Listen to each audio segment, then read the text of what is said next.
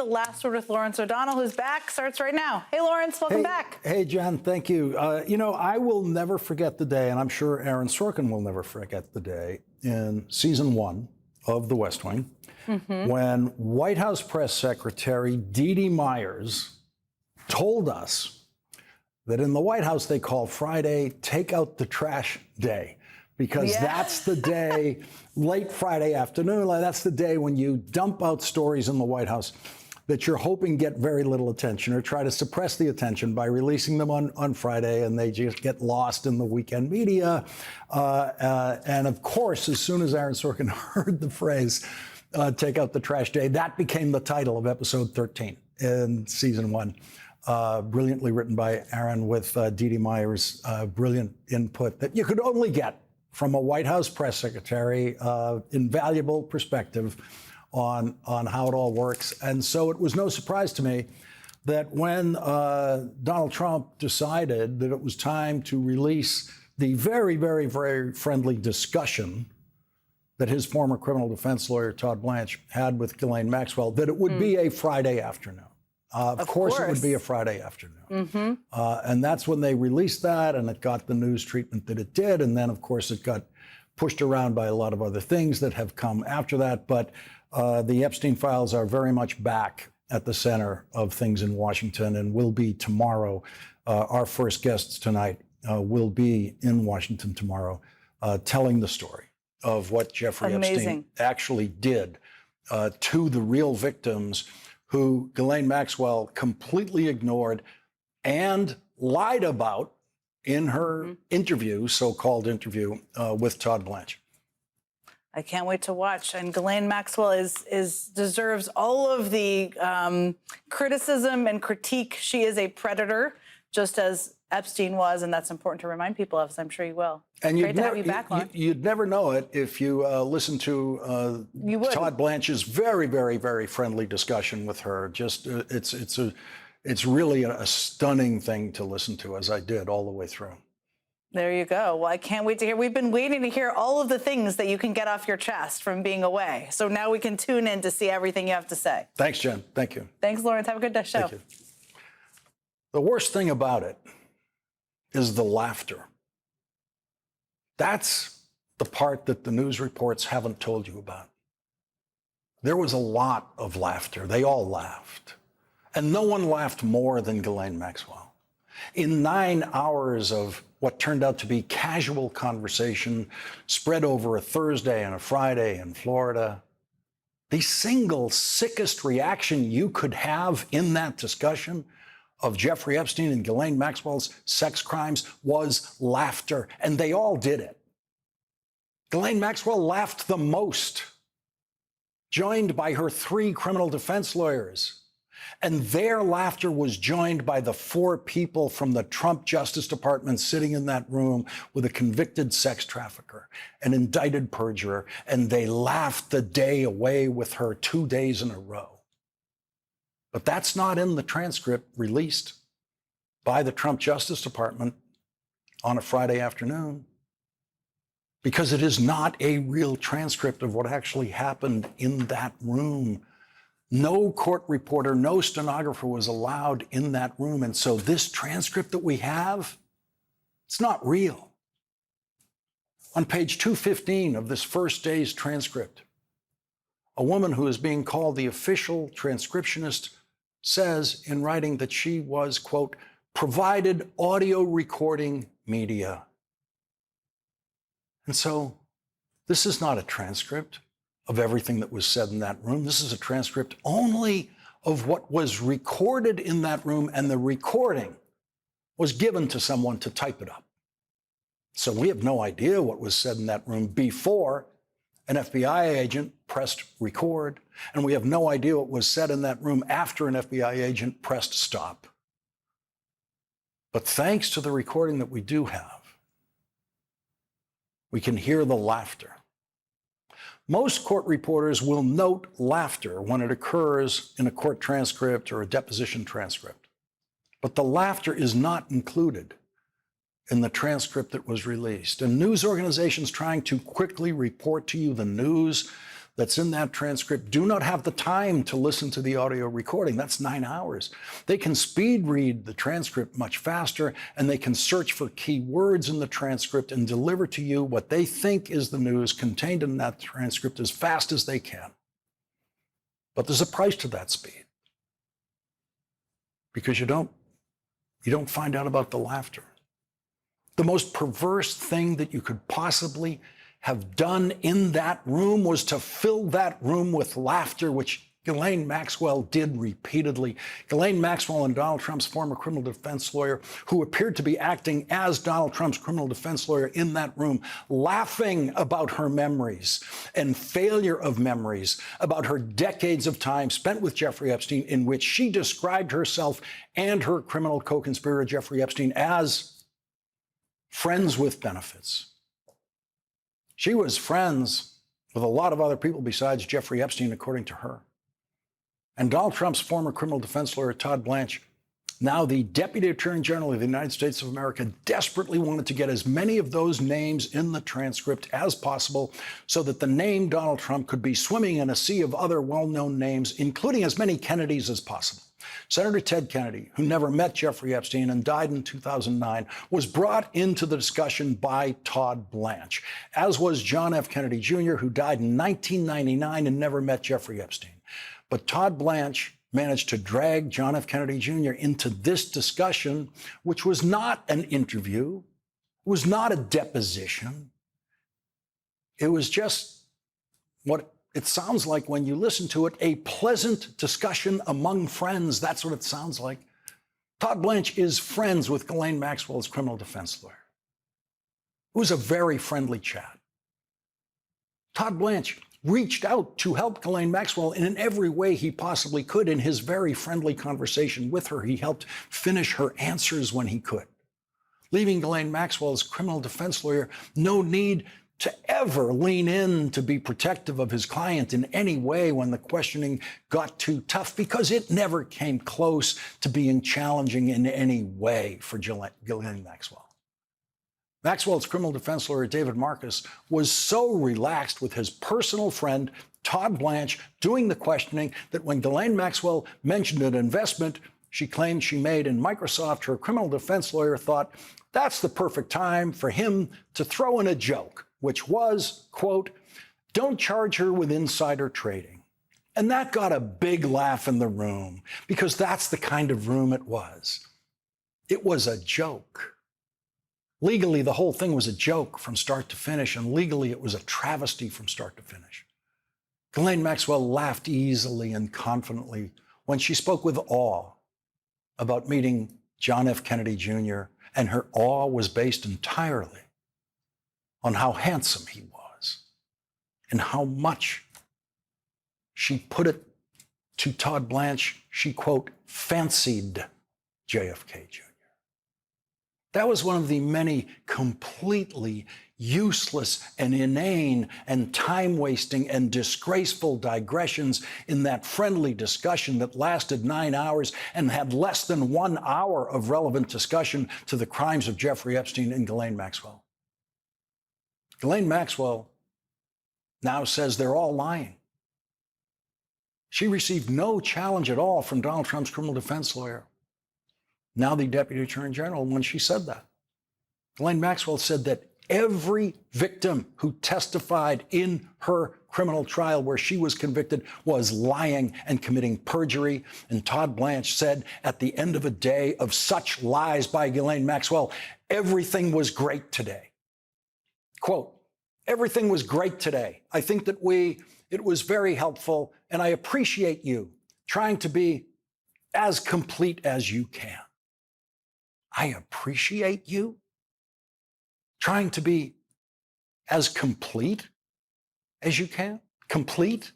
Why didn't he say honest? Why didn't he say truthful? Because even Todd Blanche knew he couldn't possibly get away with the suggestion that what Ghislaine Maxwell was saying was honest. And you couldn't possibly even claim that it was complete, but complete was a safer word for him to use.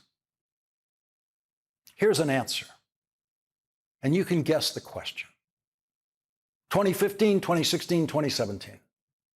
That was an actual answer by Ghislaine Maxwell. The question was, when is the last time you spoke to Jeffrey Epstein? And the answer was 2015, 2016, 2017. She had no idea, according to her under oath conversation. Question, when's the last time you spoke with him? Ghislaine Maxwell, maybe 2016, 2017, maybe 2016, 2015, 2016, 2017. In that area, I believe. That is what Donald Trump's criminal defense lawyer, Todd Blanche, calls complete. He let her get away with anything she wanted to get away with, including refusing to answer the simple question, when is the last time you spoke to Jeffrey Epstein? On the first day of the questioning, that friendly discussion, Ghislaine Maxwell said, I've never recruited a masseuse from Mar-a-Lago for that, as far as I remember. And on the second day, she changed that to say she had no memory of doing that, but considered it within the realm of possibility.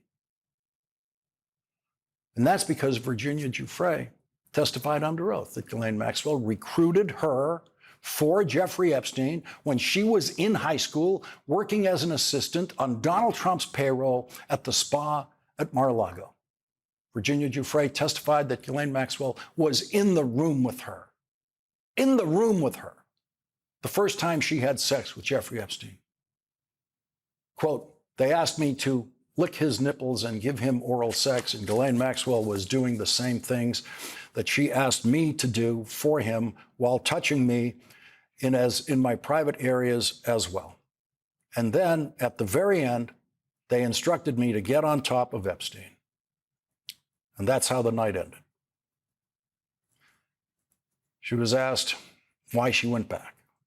And she said, that answer is so complicated. I could have run, I should have run. I wish I ran.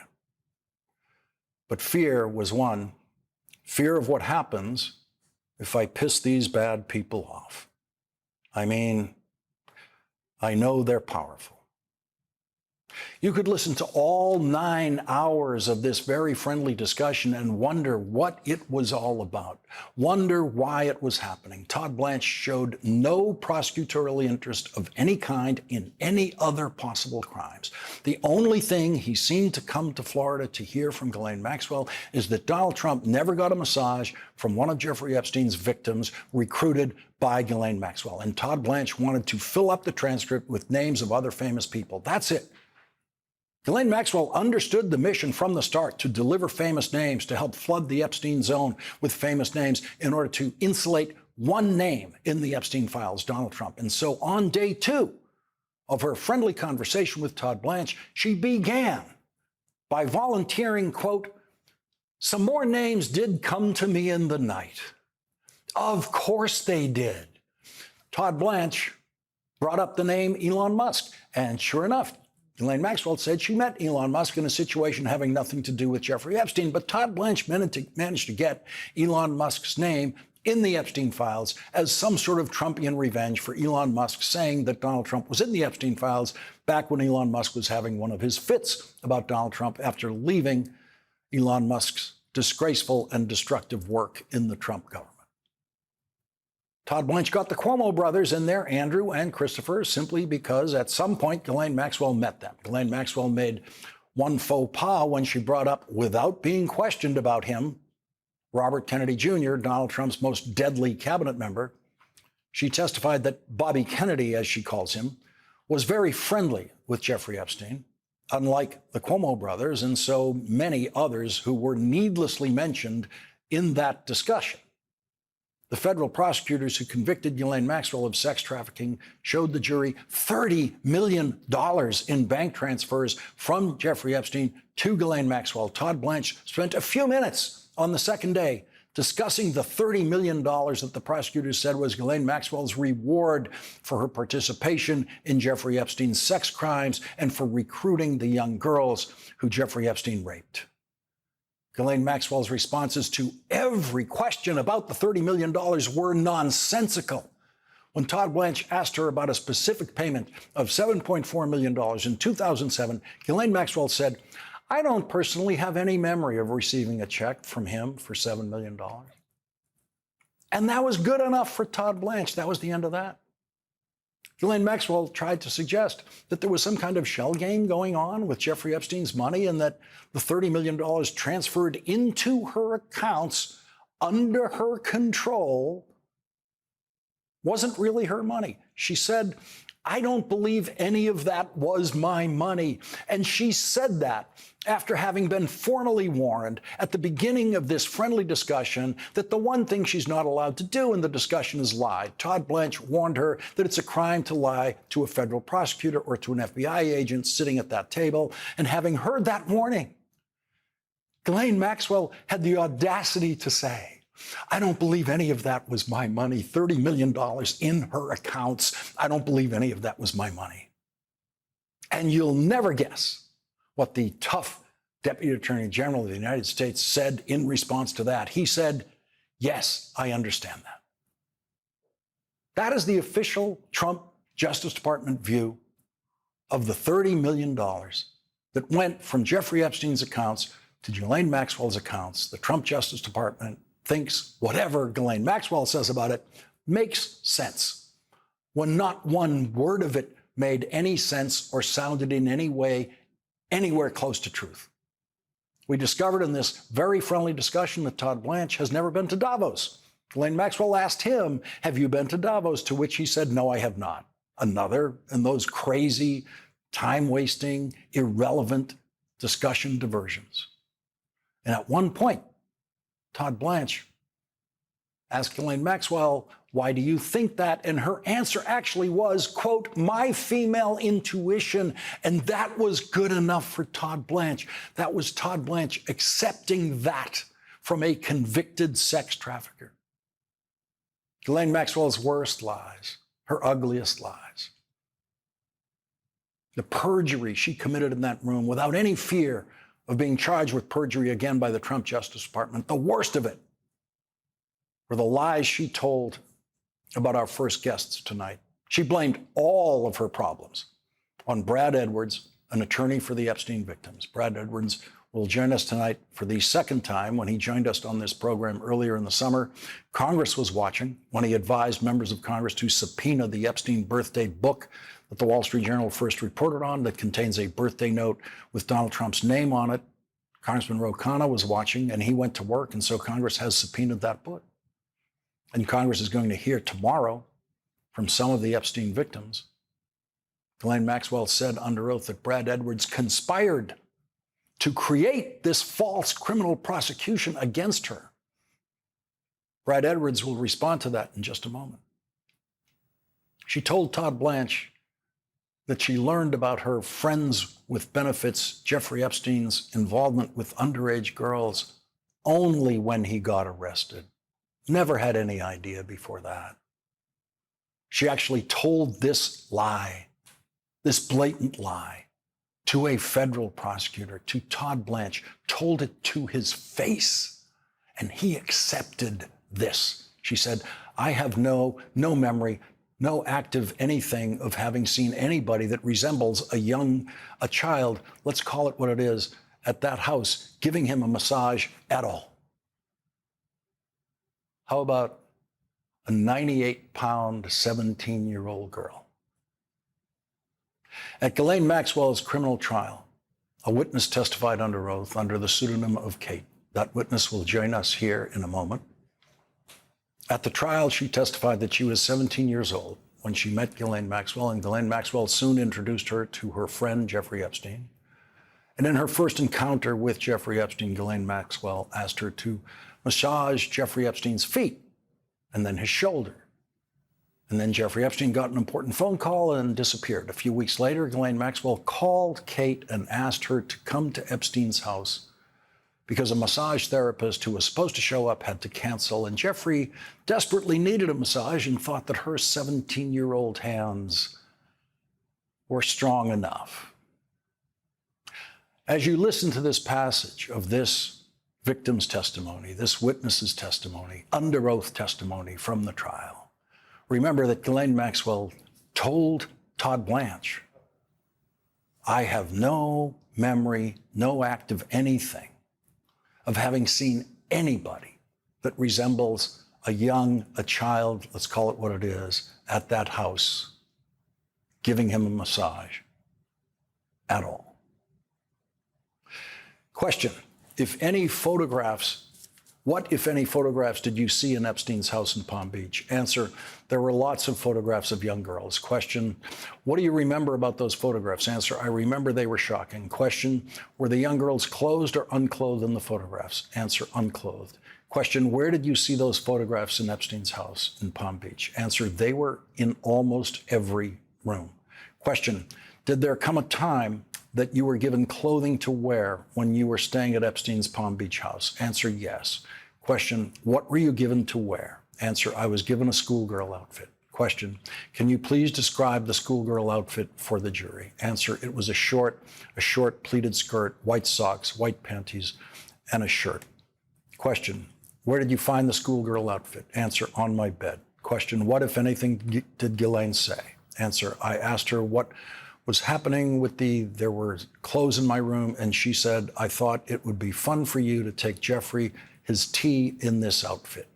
Question, did you put on the schoolgirl outfit? Answer, yes. Question, why did you put on the schoolgirl outfit? Answer, I didn't know. I didn't know how to say no to that. I didn't know anybody in Florida. I'd never been to Palm Beach or Florida before. I had no idea even where the house was or how, and I wasn't sure if I said no, if I would have to leave or what kind of consequence there might be for not doing it. She was young looking for 17. She weighed all of 95 pounds. Question. Kate, do you remember the first time you saw Jeffrey Epstein naked? Answer, yes. Question, do you remember who was standing next to you? Answer, yes. Question, who was standing next to you? Answer, Ghislaine Maxwell. Question, how old were you? Answer, 17. Question, can you explain to the jury why you remember that so clearly? Answer, I remember it so clearly because I was terrified and frozen. Ghislaine Maxwell lied about all of that. Ghislaine Maxwell lied constantly and relentlessly for 9 hours to 2 federal prosecutors and an FBI agent, and she was rewarded for her lies. She was immediately transferred to a prison camp closer to her family in Texas that has been called a country club by a former federal prison official. Todd Blanche admitted in his rambling and usually lost questioning that there was no prosecutorial mission for those 2 days in Florida, that friendly conversation that he called great. He actually said, I don't have a plan. I didn't know that I was coming here until this week. It was true that Todd Blanche had no prosecutorial plan in that room.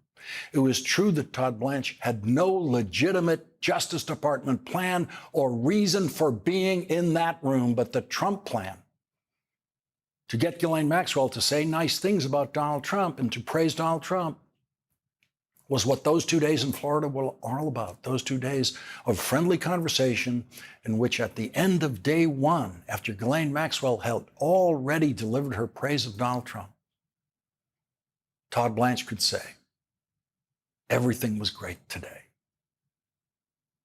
That was the plan.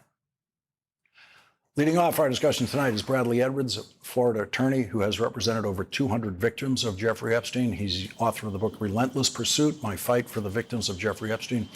Also with us, Anoushka DeGiorgio. She was one of 4 of Epstein victims who testified against Ghislaine Maxwell under the pseudonym Kate. Maxwell introduced her to Jeffrey Epstein when she was 17 years old.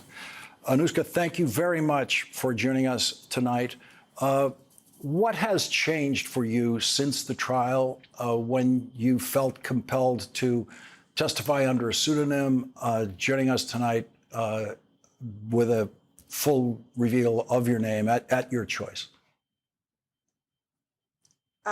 Thank you, Lawrence, for having me. I think what's changed for me was not so much of a change that I participated in.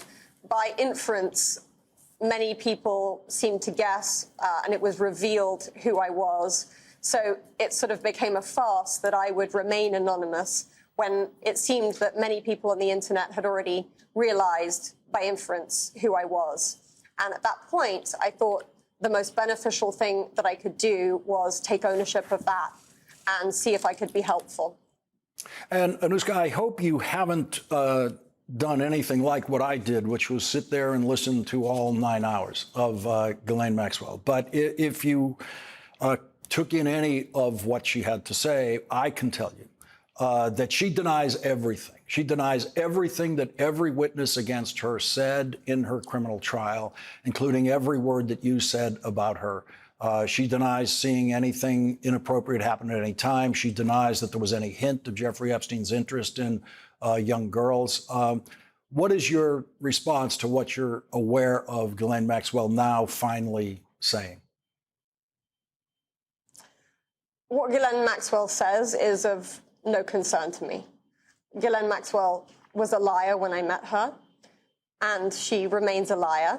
And the people who know who I am know that I am telling the truth.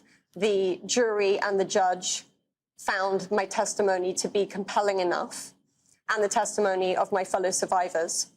So I'm really not, I'm not worried about Ghislaine Maxwell's lies. Of course, I'm a human being, and I've been through many, many traumatic years of abuse at the hands of Ghislaine Maxwell, and facilitated by Ghislaine Maxwell, witnessed by Ghislaine Maxwell with Jeffrey Epstein. And so it is unnerving that somebody could be so committed to pathologically lying for self-interest. And Anushka, it's not just that she was allowed to lie, but when you actually, and I know Brad has gone through all this in the transcript and in the recordings, he knows it's there. Todd Blanche was there to help her. Todd Blanche was helping her pull her way through all the various sections of the discussion. And the lightest part of the discussion, the part that Todd Blanche stayed away from the most, was the specifics of what Ghislaine Maxwell was actually accused of doing and convicted of doing by that jury, which unanimously accepted your testimony. And the judge, as you may know, in the sentencing hearing, specifically cited your testimony and the witness's testimony as all being completely convincing in that courtroom. That seemed to all get ignored in that discussion with Todd Blanche. Mm-hmm. Yes, and of course that's disappointing, and it's difficult to hear, it's difficult to read, and it's emotionally re-traumatizing also. But the fact is, it doesn't matter what Ghislaine Maxwell says. It is far more important what is the response to what she's saying. So that's my concern. What is the response going to be? And I think we're all waiting to find out. Brad, you were it turns out, you, according to the Maxwell theory of the case, you invented the whole thing. If there were no Brad Edwards, she would not be in prison tonight. There never would have been an indictment. Then nothing like that ever would have been brought against her. I'm just looking at my clock on my monitor, and Brad, I'm going to have to squeeze in a commercial break right here. And when we come back, I want you to pick up with what I know you're aware of what she said about you in the middle of her conversation with Todd Blanche. She talked about you almost as much as she talked about Jeffrey Epstein. We're going to be right back with Brad Edwards and Anushka DeGiorgio. We'll be right back after this break.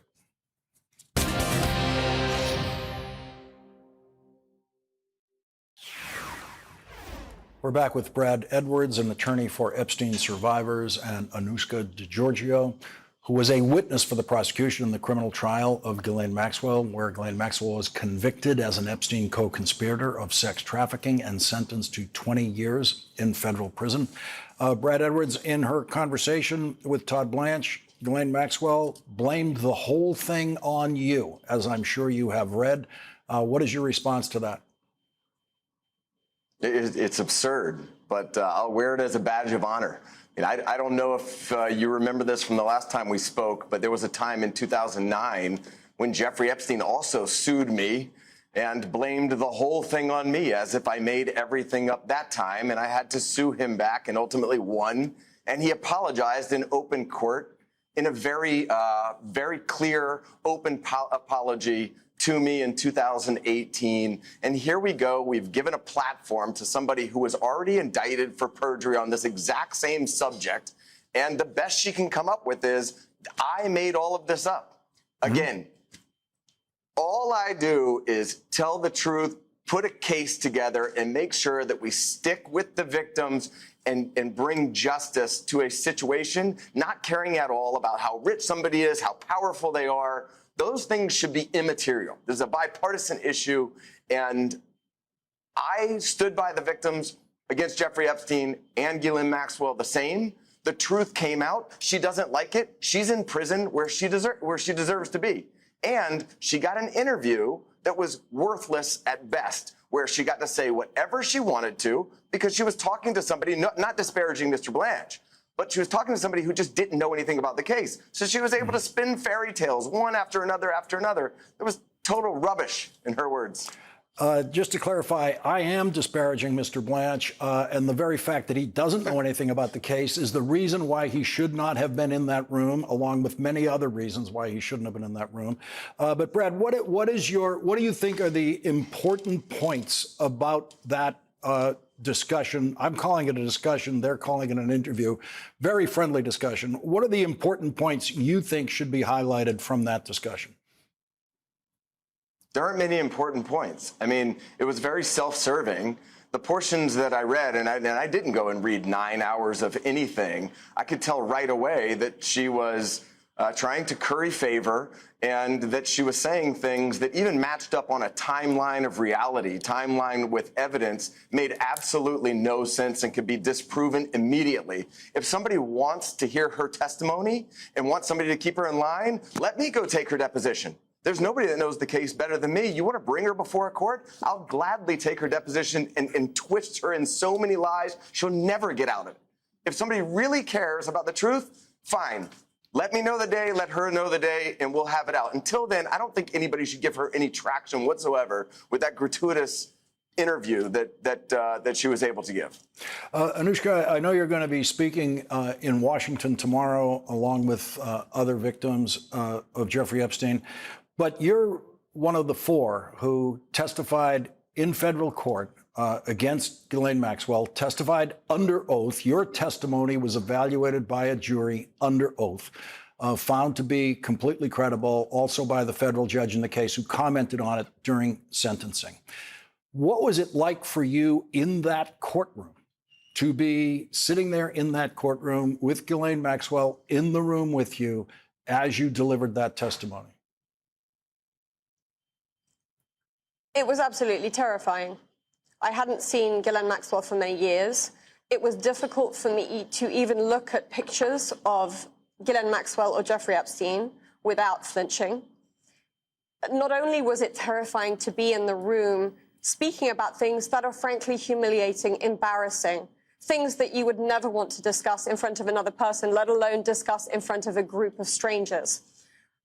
But it was also terrifying leading up to the trial because I was harassed, I was followed, I was threatened, and all kinds of lies and stories were made up about me to disparage me and to discourage me from testifying.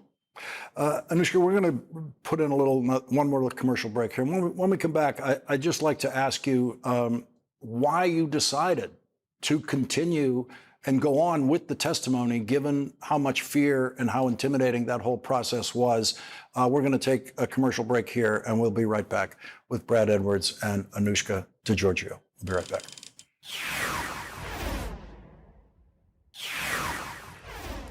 We're back with Brad Edwards, an attorney for Epstein survivors, and Anoushka DiGiorgio, who was a witness for the prosecution in the criminal trial of Ghislaine Maxwell.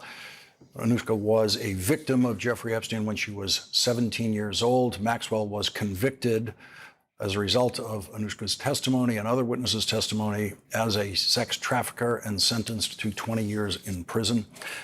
Brad, Anoushka, I'm sorry, I wanted to go back to you on this, the question of coming forward and testifying in a case like this. There were only four of you who testified in Ghislaine Maxwell's trial. There were others, presumably, who absolutely didn't want to do that and shied away from doing that. No fault to that. It's understandable. What was it like for you to make that decision in the face of the fear that you were feeling, and now to stay with it and and step up again in Washington tomorrow? So I think that's a really good question. And one of the facts that I think is little understood is when you're in an indictment, it's not something you volunteer for. It's something that I found out on the same day that everybody else found out. I was called in the morning and told that I was in the indictment. I didn't even understand what that meant. And the truth was, it wasn't a request. It was something that I was already included in. So I then had the choice whether I would participate in a collaborative way with the government. And I think that's where I had to decide. I'd already experienced the pain. I'd already lived through things. So would I transform that pain into some kind of purpose and into helping hold Ghislaine Maxwell accountable, not just for myself, but for the many, many other victims? And tomorrow, Anoushka, as you go public again, this time in Washington with Congress, what are you hoping to accomplish tomorrow? Tomorrow, I'm very much hoping that we get to plead with, implore Congress to pass the bill for transparency on all the files so that we can understand not only the public, not only all other parties involved, but also so that we as survivors can understand all the different pieces, because for many survivors, we actually don't have the files on ourselves. Brad, what do you think the survivors are owed by their government tomorrow? Well, we did meet with the House Oversight Committee today, and they apologized for the mistreatment of the victims. And I think that that needs to be more public and loud and clear. It is an apology for the many years of the victims having to suffer in part because the government failed to stand up for them, really let them down. And at this point, it's a time to make up for it. This is pretty easy. It should be a bipartisan issue. Let all of the files come out. There should be pure transparency. Redact the victims' names because you don't want to re-victimize anyone else. But there is no other side to this argument. This is the one thing in Washington. People should get along, be on the same side, show some unity, and let the whole world see who was Jeffrey Epstein, who were his friends, why was he protected, and why was he so much more important than the victims were. Attorney Brad Edwards, thank you very much for joining us tonight. And Anoushka DeGiorgio, thank you very much for illuminating this situation for us the way you have. We are all very sorry for what you've suffered that has brought you here tonight. And I wish it could be for some other reason, but thank you very much for what you've helped us understand tonight. Thank you, Lawrence. Thanks again. Thank you. Thank you, Lawrence. Thank you. Andrew Weissmann will join us next. Here is the first thing that Todd Blanche said directly to Ghislaine Maxwell. Whatever you talk about today, you have what's called immunity.